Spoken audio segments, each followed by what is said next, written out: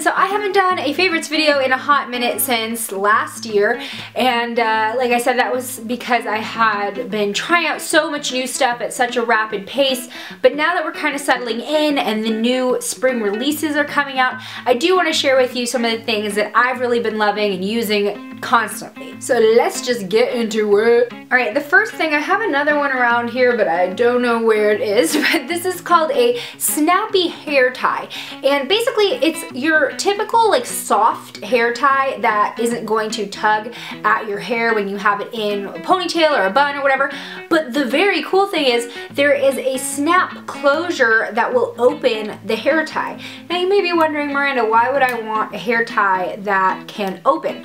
Well, let me tell you. So if you have really thick hair or naturally curly hair like I do, I know I straightened it today, but you guys have seen my naturally, you know, curly and wavy hair. Hair ties can just be a pain in the butt, whether you have it in a ponytail or you have it in a bun. I tend to lose hair ties in my hair, and it's always really hard to get them out of a style. Like if I have a really tight ponytail, I'm like tugging and tugging to try to get it out. If I have a bun in, I'm trying to like find where the hair tie is under all my hair. So the snap is actually so convenient because I can just go pop, and then unwrap it and then let my hair down, and then I have this out. So it's just kind of made my life a lot easier when I'm trying to put my hair up. I'm definitely gonna get more because I think I had a brown one, but you know, hair ties, they just kind of have a mind of its own and they wander off, so I'm gonna have to get more, but this is awesome if you have a lot of hair like I do. The next thing is kind of a rediscovered favorite. The first time that I used this was a couple years ago, and then I rediscovered how much I loved it, and it's the Reviva Labs Problem Skin Mask. Now this is like your typical thick clay face mask that's going to absorb all the oil on your face. So if you have dry skin, probably not for you, but if you have oily to combo skin, then this is awesome. I do have combo skin, but I've noticed it getting a little bit more oily lately, and so either I will put this all over or I'll put it in the T-zone for about 10 minutes and then wash it off, and my skin's just feeling really good.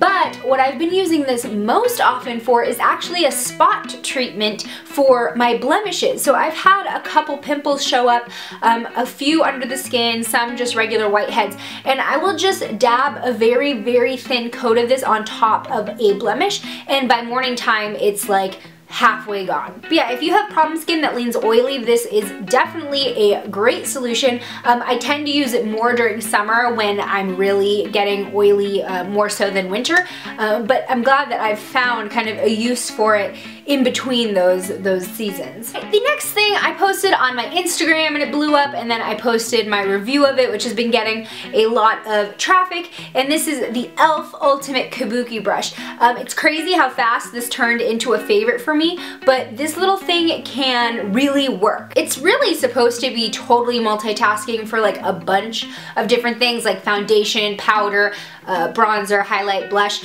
I've only been using it for contouring, blush, and highlight, but I mean just with that, like maybe 4 of my usual brushes are getting like neglected because I'm using this so much. I just think it's a really great shape to get right under your cheekbones and blend that color out for the contour, and then right on top to blend the highlight out, and then it's just easy, kind of like one swipe wonder for your blush. It's already cutting down on the amount of brushes that I use, so that's going to be especially convenient when I'm going traveling next month for spring break, where I can just really consolidate my packing and pack this instead of 3 different brushes. I will link the full review to this below on my blog so you can find out a little bit more about it and see if perhaps you'd want to try it out yourself and see if you can cut down on the amount of brushes that you use in your routine. Next, this is kind of like an old favorite, but I'm pretty sure they redid the formula, so it's kind of like a new favorite, and this is the Sephora Daily Brush Cleaner Spray. The original spray, in case you remember, it came in like a lot